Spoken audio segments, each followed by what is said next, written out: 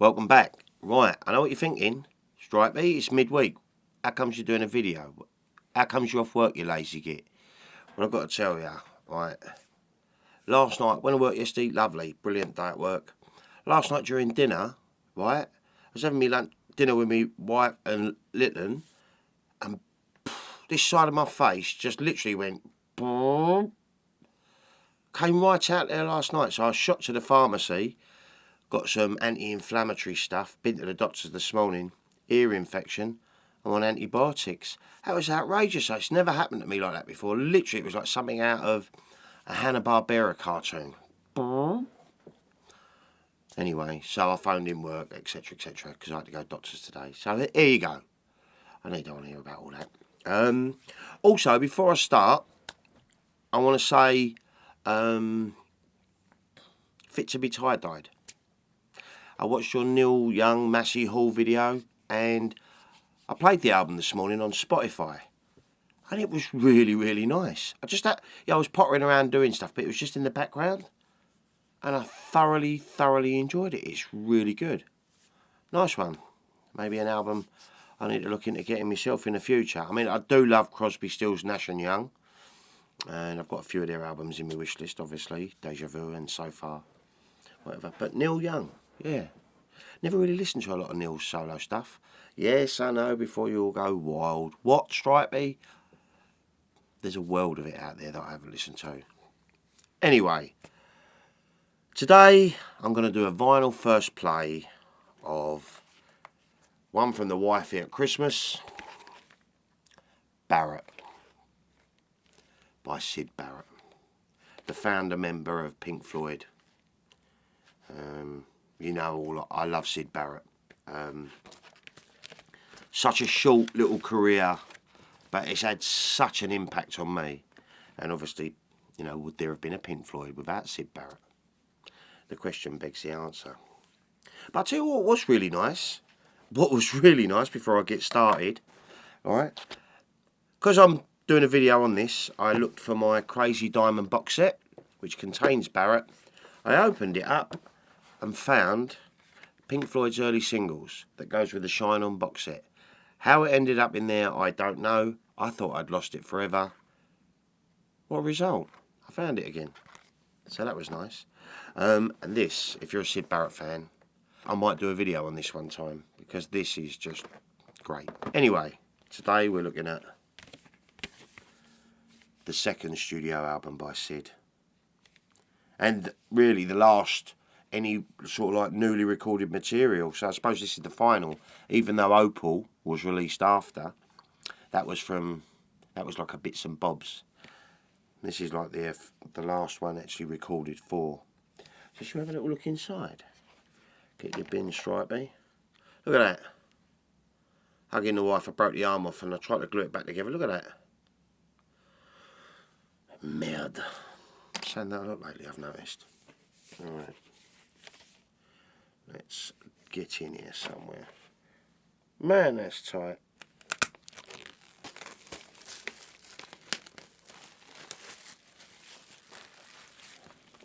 The paper feels nice. Not all glossy, it's got a nice matte feel to it.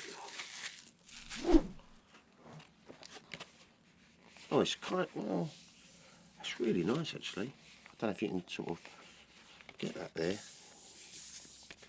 Let's have a little look at the vinyl. Right, so we've got a white anti-static inner. Harvest label there.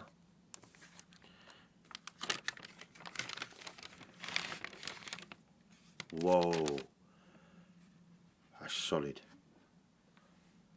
Wait, there you go. Have a look, guys. That does look nice. Oh, it does look nice. There's not many songs on here, really. Obviously, they've got more on the Crazy Diamond box set. But Syd Barrett, you know, you need to have them, really. If you're a Floyd fan, yeah, you really do need to have them, I think. I always feel a little bit sad for Syd, you know. Like I said earlier, would there have been a Pink Floyd without him, you know. And I always have a, I don't know, I just think it must, imagine it. I mean, it's a bit, well, it's not quite the same as Pete Best, because Syd actually went a little bit crazy. Well, he went crazy, let's be honest. He's the crazy diamond, so it's not quite the same as Pete Best. But you know that, you know, when you hear or watch Pete Best on interviews, you can see it in his eyes how gutted he was. Don't get me wrong, the Beatles wouldn't have been the Beatles without Ringo Starr. I believe that. But the Beatles, man, Pete Best just, your heart goes out to him, obviously. But, and I feel this way for Syd as well. I really, really do. He was a genius, but I think he just took too much. It was all too much, and you can hear it's charming. It's very British. It's lovely, but it is out there. It is a little out there. Anyway, what do we know about Barrett? Barrett is the second and final studio album of new material by Barrett, recorded at Abbey Road Studios, February to July, I think, 1970. Fellow Floyd's Dave Gilmour and Richard Wright helped on this, and also Jerry Shirley from the band Humble Pie. He was drums on this. Barrett was released in November 1970 on Harvest in the United Kingdom, but it failed to chart. It was re-released in 1974, part of the Syd Barrett, which was like the double album of Madcaps, Laughs and Barrett. But there was no singles issued from the album. It was remastered and reissued in 1993, along with Barrett's other albums, Madcap and Opal, as part of the Crazy Diamond box set. And like I said, a beautiful box set it is. Yeah, it's a must-have. And this has obviously got some great songs on it. Love Song, Dominoes, It Is Obvious, Gigolo Aunt, Waving My Arms in the Air, An Effervescing Elephant. So, shall we get it on the turntable? Come on in.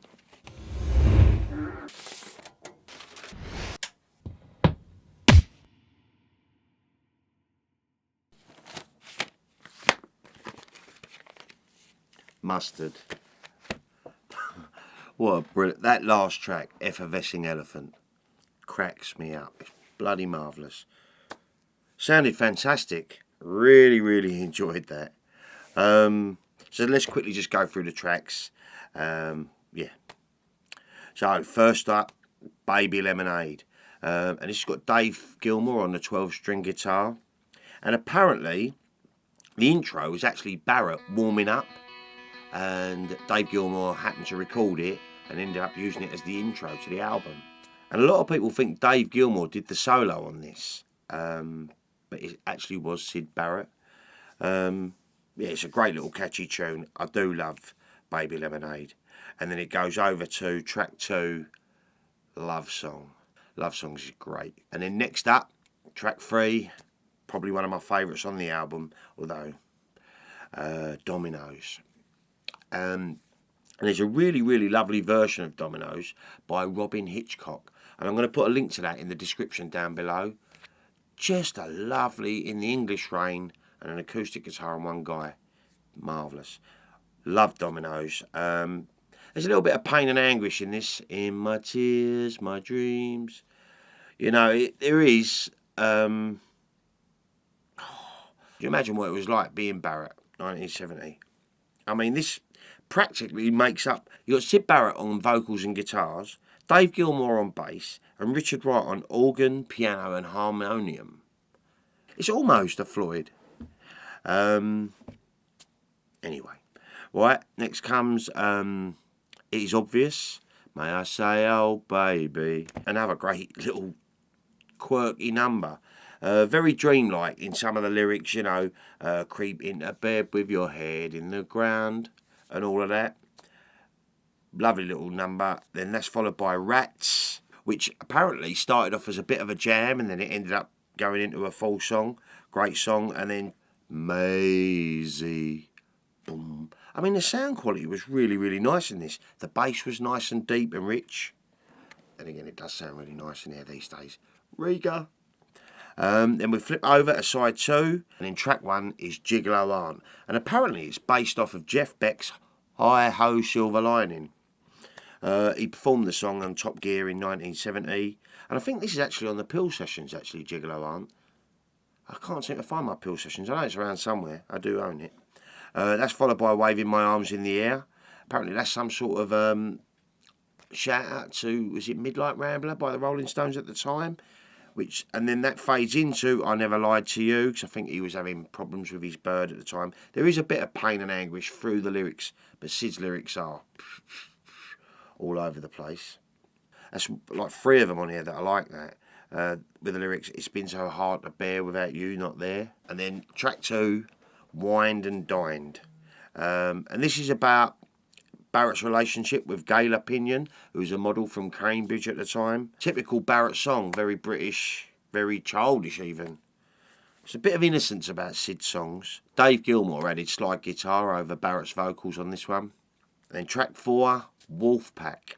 Now, apparently Barrett was on an interview once and he cited this as one of his favourite songs out of all the material he did. It's a good song, but I don't think it's up there with his best ones. But it is still a great song. And obviously it closes with the very short, with the tuba, effervescing elephant. About an elephant going around telling all the little animals in the jungle, oh, you better hide, the tiger's going to get you, and all that. And the tiger turns up and he's like, nah, you're all too stoned. And he ate the elephant. Quirky, weird little Barrett song. Sounded great on vinyl and all. So, there's no doubt about it. I need to get myself the Madcap Laughs and Opal, and possibly the introduction to Syd Barrett on vinyl. I've got that one on downloaded on iTunes. But yeah, thoroughly enjoyed it. It's such a short catalogue, you know. Syd Barrett is so small. You got to have them all, really. And they are really enjoyable when you put them on. I mean, I actually have had this box set since '93 when it came out. It's wonderful. A little bit sad, his story. But Pink Floyd always pay homage to Syd. You know, they open every concert normally with Shine On You Crazy Diamond. And, you know, up on the projector if you're lucky enough to go and see them, which I did. You know, it's clearly a video about Syd Barrett. So, yeah.